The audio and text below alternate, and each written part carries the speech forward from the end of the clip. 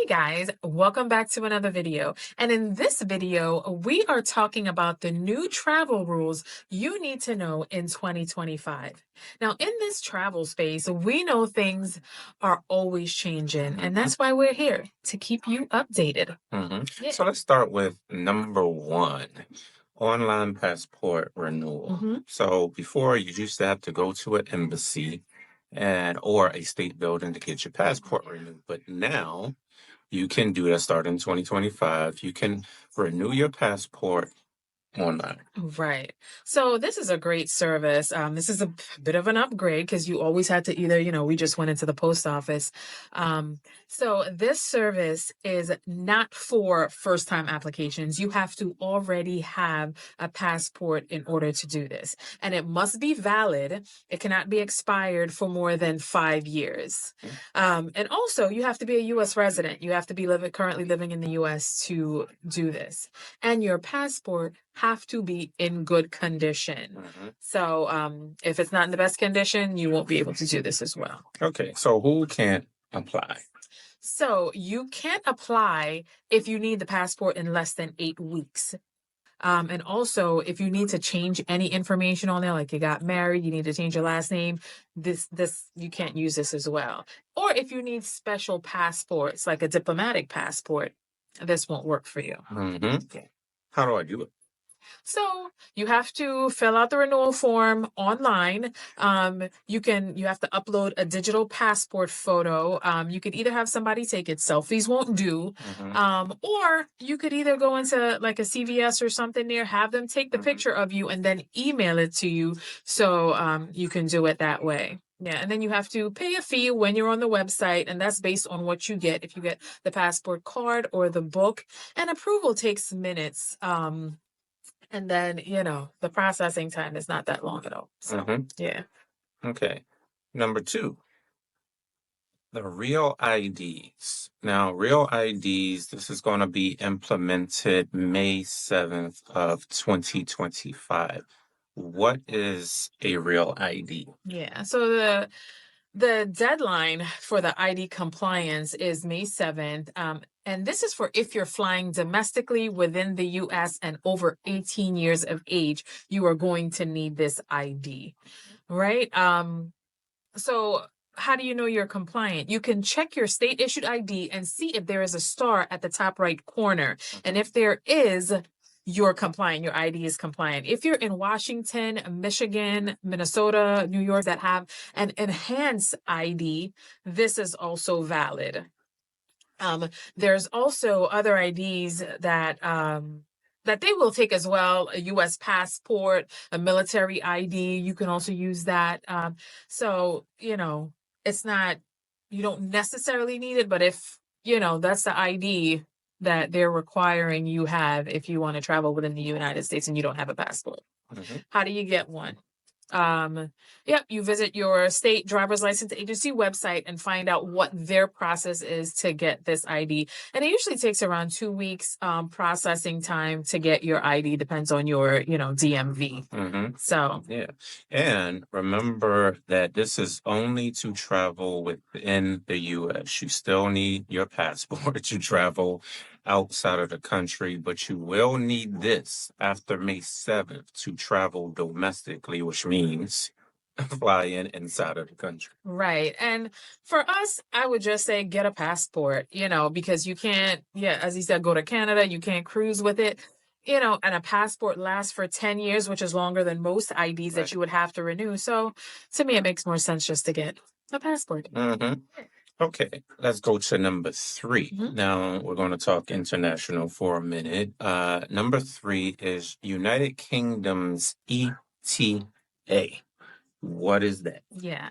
So if you are traveling there on January 8th, 2025, the UK's electronic travel authorization system, the ETA, will go into full effect. So what does that mean? Travelers from visa accept countries like the United States, Canada, you must have a valid ETA to enter the UK for any purposes. Even if you're just laying over or have a connecting flight, you have to have this. So I have to have this on a connecting flight? Yes, you have to have it on a connecting flight. I know. it's it's I guess for validity, they want to know who's coming in and out of their country. So but the ETA is valid for 2 years or until your passport expires, whichever one comes first. And it's only about 10 pounds, which is about $13, and it allows for multiple entries during its validity period. So once you get it and it's on your within your passport, you don't need to keep reapplying every time you go to Europe. And for European nationals, that'll take effect April 22nd, 2025. So applying is simple. You just fill out a short online form with your personal details, passport information, travel plans, and you wait for approval, and the process is pretty quick. Okay, so number 4 is Schengen's ETAIS, similar to UK's ETA. Yeah. What is that? So, first of all, what is the Schengen area? Right? Because when I first heard it, a few years ago, I'm like, what is that? So, the Schengen area, it is 29 European countries that have removed internal border checks, right? Allowing them and their citizens and anybody that visited to move freely between them. So the ETAIS is short for the European Travel Information Authorization System, and it's their digital travel authorization. And this is to keep track of who is coming in and out of their country. This is expected to launch sometime mid-2025. They don't have a definite date. So there's no date. No date yet, but they're saying it's coming. And it's a simple online application. It's mandatory for all ages, and it only costs about £7 or about $9. It is free though for those under 18 and over 70. It's valid up to 3 years or until your passport expires as well, whichever comes first. But you do need to reapply if you get a new passport. So most ETIAS applications will be approved within minutes. However, in some cases, if additional information is required, it could take up to 30 days. So, apply in advance and giving yourself enough time for it to, actually process through. Okay, number 5 is flight cancellation changes. The airlines they got hit. They got hit. So they have to refund. You're going to explain it. And we have a whole video on the new airline change rules. Yeah, we'll give you the gist. But if you want the real breakdown, I'll link it in the bottom. So the DOT has new rules that benefits us for once. If your flight gets canceled or significantly changed, you are entitled to an automatic refund. Delays for more than 3 hours for domestic flights and 6 hours for international flights. So, and if you change airports, you get extra connection. If your bag is delayed, you get those fees back too, right? And also, if any of these apply and you don't want an alternate flight, the airline owes you a cash refund, not just a voucher or a credit like they were doing before. And it will be issued in mandatory. It's mandatory. Yeah, and it will be issued in your original form of payment, credit card, whatever the case may be. And it should hit your credit card within 7 days, 20 days if you use another, payment method. The law requires the airlines to issue credits to travelers who cancel because they're sick or has a serious communicable disease as well. Why are words always hard to say?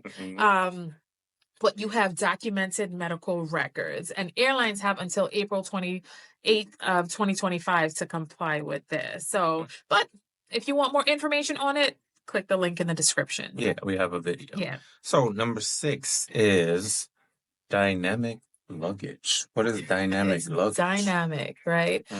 Which is not good. It sounds good, but it's not. Don't let them fool you, right? It's a pricing system where airlines can now fluctuate your baggage prices for if it's a busy travel period or, such as the summer or major holidays. They can pick the price for your bags, kind of like flight tickets. So it would be based on that, which, I'm thinking they're trying to make up the money they're going to lose on refunds, why they're doing this. But airlines like JetBlue have already implemented this. So before you book, check your airline's policy to see what's going on. Okay. Yeah. Number 7 is lost luggage and AirTags. So this is a tracking system on your luggage? Yes. So, if you have an iPhone, you would kind of know more about AirTags and stuff like that. But what is an AirTag? Yeah, it's a tracking device that can be attached to anything, including luggage, for real-time tracking. And people already do this, right? But now Apple has implemented a new feature in their app where you can share it. And the airline companies, before, even if you try to do this or even show them your phone, it's against their policy. So now they're combining forces, if you say, to make it easier to track it. So with this, it gives you the location link within the Find My app, and then it sends it to airlines customer service for like the baggage department. And yes, Android users can use this if you go to your Google Play Store and they have like a tracker detect app. So you can use it as well. But United Airlines and over 15 other airlines have agreed to this feature. And the shared location is up to date in real time on an interactive map. So that's good. And the link is secure, and access is restricted. Not everyone will get your location of your bags and your things to a small group. And the location expires after 7 days once the luggage is found. So, yeah. So these are the new rules for 2025. These are important rules that everybody should know. Yeah. So if you got any questions about these new rules, drop it in the comments. If you have any rules that we haven't heard of, let us know. So, and don't forget to like, subscribe, and share this video. All right. For more tips, tricks, stay tuned. All right. See you guys.